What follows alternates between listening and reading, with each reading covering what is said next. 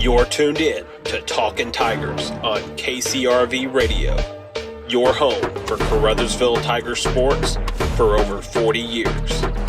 Your host, Ryan McDaniel, is ready to chat with Coach, break down all things Tigers football, and even speak with player guests. We'll be back with Talkin Tigers after a quick word from our awesome broadcast sponsors. Baker Implement Company and Case IH are proud to support area high school athletics the same way we've supported our customers in the community for 85 years. Visit any of our 13 locations in Southeast Missouri and Northeast Arkansas to experience the power of red and the service and support that has kept customers coming back since 1938. Case IH and Baker Implement Company, supporting our community on the football field and in your field. The human body is capable of the extraordinary.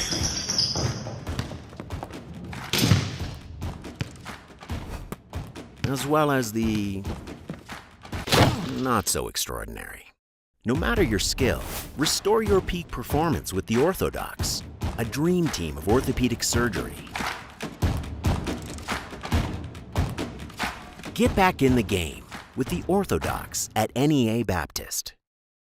Agriculture is not a fad, and it's not for the faint of heart. Long days become long nights, sacrificing time away from family, even on weekends, just so you can get the crop in and get the crop out. This is your way of life. At Farm Credit Southeast Missouri, we are 100% bought into your commitment. Because we are customer-owned, it is our mission to be your ag lender, and we intend to be your value-added partner for next year and the long term. Your ag lender will always be there. Call Jay Ward or Jack Giles in Portageville at 573-379-3461. How's everybody doing this week on this edition of Talking Tigers? We are joined by Coach G, as always, and we have Tigers senior Jackson Napier with us.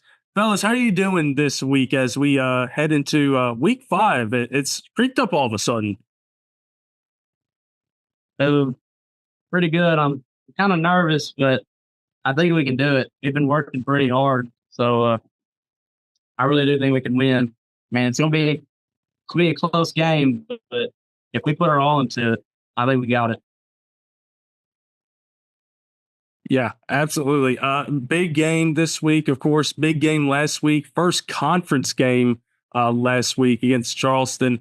Coming out of halftime, we were kind of talking about it up in the press box. Coach, what did you say to these guys that kind of lit them up in the second half? I mean, I don't know if you necessarily know something I said, but I mean, they were kind of in a weird mood because we got stalled in the red zone one time. We got the fumble in the red zone. If we were able to capitalize on those two series, we're sitting at 28-6, and they were kind of the vibe was it wasn't bad, but it was weird. And I think we brought them together and told them, we're like, guys, you acting like it's a funeral right now. We're up by a score. They're kind of Charleston ends up developing into like a rivalry every year for us. So they came out and warmed up, and they had like a new sense of focus, and we were able to, get back to our normal ways of the defense shutting down the run, which then forced them to pass. We were able to pick up the ball twice, and then of course we ran for almost 400 yards. So it ended up being a really good day in the second half, but I don't necessarily know if it was something I said. I think they just we refocused them on what's important, and they were able to capitalize. Yeah, so you talk about the defense and how it created a lot of turnovers, how it stopped the run. You look at that. How great is it for you to have a defense that is also opportunistic and is able to get your explosive offense some extra possessions? You got a couple picks, a couple fumbles. How big is that for you? I think if we can score in all three phases of the game, it's huge. Offensively, we know we can score. Charleston didn't kick to Jermonte, which I'm going to be honest, I wouldn't kick to him either. And then just defensively, we've got Jermonte, who I think's at 5 or 7 picks. We've got, what's his name? Josiah, I forgot your name for a second. Joe's got 2 picks.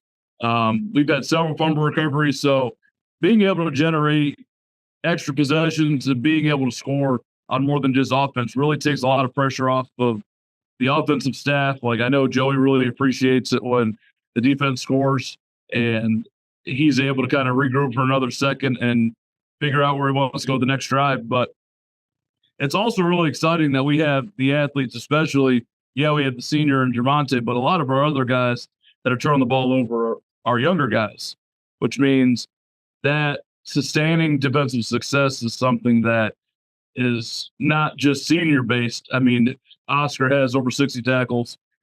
Javante has a bunch of picks. But we have a lot of younger guys that are doing the same thing. So it's exciting. Jackson, going to you, talking about the run stuffing nature of this defense, just how much pride do you guys have as a defense in just being able to go and shut down the opposing team's running game? Because it's a physical task. Yeah. I mean, it feels great. I mean, just like knowing that we can shut them down like that and, keep the game going in our direction. I mean, it really is great. It makes you feel good, keeps your confidence up, makes you know you can win the game and everything. Absolutely. We talk about the physical nature of this game, of course, being a physical run type of game here, and this one with Sammy having a lot of carries in this one.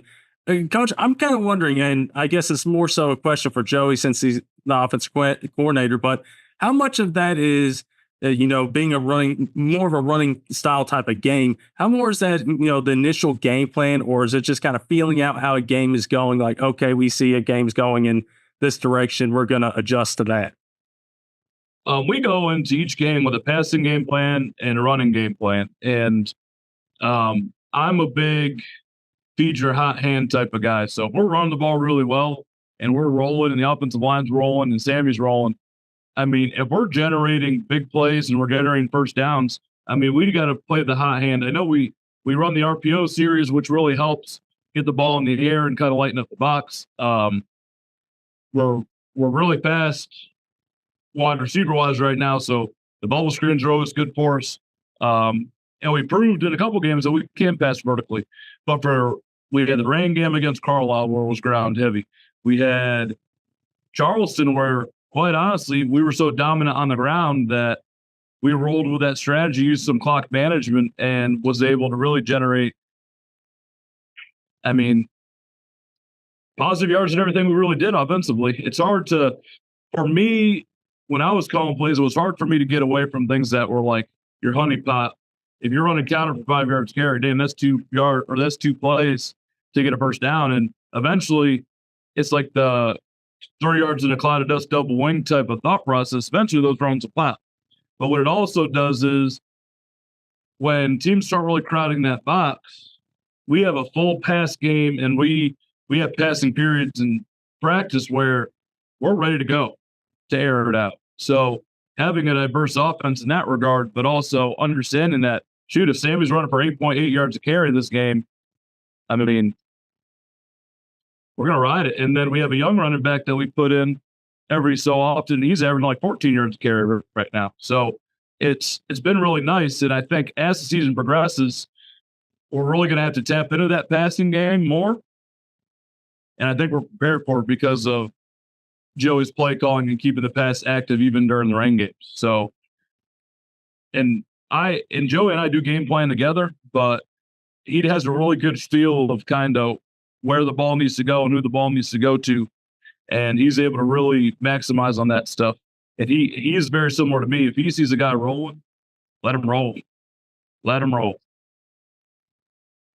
Jackson, of course, you're a senior this year, 3 years into this program. Just kind of like, how does this year feel different at Fannie compared to the last few years? How does it feel different to you coming into your final year here? Well, it's great. Most of the time we normally have a slow start to our season. This year, I feel like we hit the ground rolling. We're 4-0 right now, and I feel like we're ready, and we're really winning. So I think if we just keep our streak going, we can go big. Now, of course, heading into Valley this week, played there at the playoffs. Jackson, you kind of mentioned it earlier up top here. Just how excited are you guys ready to go back up the valley and get another shot at this team? I mean, we're super excited. Last year it was a pretty big disappointment. You know, we were all let down. We just made dumb mistakes. So really, this is our second chance to really go up there and prove ourselves. And I think we're ready. We've been working hard, installing new stuff. I think we're ready. Coach, how excited you are to get back up there? Anytime we get a chance to play a team that at the level of Valley, so the last 2 years previous to this one, we played Park Hills. And for the next 2 years, we're playing Valley. I think having that game on your schedule is important. We're blessed this year that this team transitioned from one last year that won 7 games, and these guys really stepped into some roles. We returned a lot of guys, and we're a different football team than we were last year. I think to answer your question, really, my excitement level, I always like going into a game that's going to be like a battle. You know, you prepare for a battle every week, and we've been fortunate enough to have 4 good wins in a row. But you already know it doesn't matter what's going on in the weather, what's going on in the world. Valley is going to have a great football team, and these games are exciting because we really it's a true test of where we're at programmatically. We're going to take the 2-hour bus ride up there. The weather's going to suck. Thankfully, we've already played in a rain game, so for us, it's nothing new now. Shoot, it even rained last week. It's an exciting week. I've been looking forward to it. It's kind of been in the back of my mind, tiptoeing for the last 4 weeks that Valley's coming up. Yeah, absolutely. I think this is a game that a lot of Caruthersville fans have circled on their schedule because of what happened last year, because of the caliber team that Valley is. Yeah, you mentioned it being a rainy type of environment on Friday night, and that should be in your guys' favor. Although I think we all hope that it doesn't rain as much as it did a few weeks ago and that it doesn't become a torrential downpour. But yeah, looking at Valley, Jax, I'll go to you and then I'll go to Coach. Just kind of like, what do you see as a player? What do you see from this year's Valley team? Is there anything different, or is there something that has stayed the same from last year's game? Well, I mean, I'm not really sure. I know they're going to be a pretty big opponent, and you know we're going to have to fight. I think they're still a pretty great team, and you know I think they may have lost some guys, but I mean they still have quite a few seniors. So yeah, we're still gonna have to give it our all, try our best, and yeah. Coach, what do you see? Is there any difference, or is it kind of a similar type of Valley team? I mean, Valley's Valley at this point. Last year, they had a really mobile quarterback, which added a whole different element to the game. I mean, a lot of the places they're running with their running back this year, last year they're running with their quarterback. This year they lost. They lost the game. So where most people would be like, oh, they lost the game. And in the back of my mind, I'm like, I bet you that locker room is mad as all get out. They lost the regular season game. So we're their homecoming game. They circled us for a reason. I think they run the same thing schematically for the most part. I think that they've had to replace a couple guys in their offense and defense from last year. They're still Valley. When it really boils down to it, they're going to throw the ball deep. They're going to run screens, and they're going to use numerical advantage to run. They run the same plays they've been running. I mean, Coach Treese has coached against them all 5 times previous that we played Valley Catholic. He knows what to expect. The coaching staff knows what to expect. I mean, it really boils down to what Caruthersville team's going to show up that day. And the last 4 weeks we've had the right Caruthersville team showing up, and I know the kids are really excited for tomorrow. So I'm excited to see what they can do on the field. Absolutely. You know, you mentioned that passing game that they have. I think, how important is it for you guys as a defense to try to keep them off schedule, off their game, kind of make them pass when you want them to, not let them pass when they want to, and make sure they only do it on your terms. That's the age-old question, but that I don't think Valley is the team that lets us dictate what they're going to do. Just by watching their film the last couple weeks, they're going to be Valley, and they're going to live and die by their philosophy. So we know, everybody knows what to expect when it comes to them.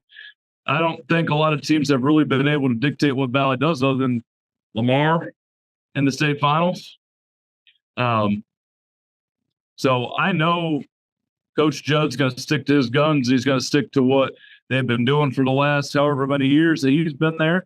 And I mean, we have to be ready for what they're going to do. And I think the preparation that we put in this week has put us in a really good spot. Plus, we're really blessed defensive back wise. I mean, you've got Division I recruit, safety, and 2 state finalist corners in our defensive backfield. So I don't necessarily know if we're going to be able to dictate what they're going to do. They're going to play Valley football, but we can dictate what we're going to do. So we're going to take care of what we need to do on our end. Absolutely. Jackson, of course, you're a linebacker here. I got to ask, playing a linebacker, how fun is it to you to be able to go sideline to sideline, to be able to go and try to knock people's teeth out and just be able to make that type of plays? What kind of goes in your head as a linebacker on this defense? I mean, it's great. I mean, as a linebacker, you're really able to take control of a team. Coaches, you're the person that coach is looking at all things out. You're really the guy that almost like a leader on the team. I got Oscar with me, so I think we're pretty good with each other, always communicating everything. But yeah, it feels great. I mean, you just see a guy running up the gap, you go and fill that gap. And it's just, I think it's a great position. I love playing it. Yeah, you mentioned the communication aspect of it. Just how important is it to not only communicate with your fellow defenders, but also communicate with your running mate, with Oscar? How is it important to communicate as a linebacker? Oh, it's really important. I mean, you got to know which gaps to fill. I mean, you got to talk to your defensive line. You got to call out the plays and the formation. I mean, you're always having to look over it. Our coach, Treese, you always have to look over. You got to call everything out. So communication is key. I mean, without it, your defense is just going to crumble. All right, everybody. That's Valley Friday night. Hopefully you guys tune into that. We're getting into some college stuff as we always do. Jackson, I'm going to ask you, who do you go for? Do you go for college, NFL? Who do you kind of go for? Me personally, I'm not real sure. Do you mean like what my favorite team is? Or Yeah. Well, my dad was a 49ers fan, so I've always looked at them. And I guess the Chiefs, they played the last Super Bowl, so that was pretty interesting. But I guess those 2 teams are the biggest teams I'll watch. Yeah, it got a little bit of a conflict of interest right there for sure. Yeah. So NFL, and of course, the Chiefs 3-0 right now. Some close games to start out with. 49ers a little bit banged up 1-2. So we'll have to see if we get another conflict of interest here in February. All right. So first game we got, Coach. You're Irish here taking on the Louisville Cardinals here. Ranked the matchup 15 versus 16. How do you feel about your Irish this week in this game? Well, it's not a MAC school, so I have a lot of confidence because apparently Notre Dame doesn't like playing MAC schools this year, which apparently nobody does. So I'm still going to go with Notre Dame, but Lord, long year. Give me a long year. Jackson, how about you? You going to stick with Notre Dame, get on Coach's good side here? Yeah, sure. Let's get ahead. He's happy. All right, next one up, we got Illinois and Penn State. This is a game that a couple years ago had 9 overtimes. Let's hope that we don't have that on Friday because I think everybody wouldn't want that. So we have this game here, Big Ten matchup. How do you feel about Illinois and Penn State? I'm going to go with Penn State. I think Illinois has already exceeded their welcome in the winning column right now. I think Penn State's I think they're going to be able to outclass them. I think would Illinois beat Kansas? Or Nebraska like last week. Yeah. Or Nebraska, yeah. I'm not sold on the Nebraska team with a freshman quarterback anyway. I knew they were better than Colorado, so I'm going to go with Penn State. Jackson, I guess you're going to stick with Coach? I'm going to stick with Coach. Yeah. Hey, he's undefeated in these picks. I guess might as well. That's a good strategy right there. Yeah. And then the final game, the literal coin flip game, number 2 Georgia versus number 4 Alabama. A big one in Tuscaloosa. Actually, Bama is a home underdog in this game. First time since 2007 that they've been in that position. I guess to kind of preface this before we get into the pick, who do you guys feel is under the most pressure, Georgia or Bama in this game? I think Georgia's under more pressure. I think Alabama's got a new head coach. They're going to give him some time to feel it out. I think they had a slow start. I think when it boils down to it, yeah, the Alabama coach won a bunch of NAIA national championships. I think he's a phenomenal football coach. But you're talking about playing Georgia, who it has one of the best coaches in Division I football right now. So I don't necessarily like Alabama too much anyway, nor their fans. So I'm going to go with Georgia. I'm gonna go with Coach too.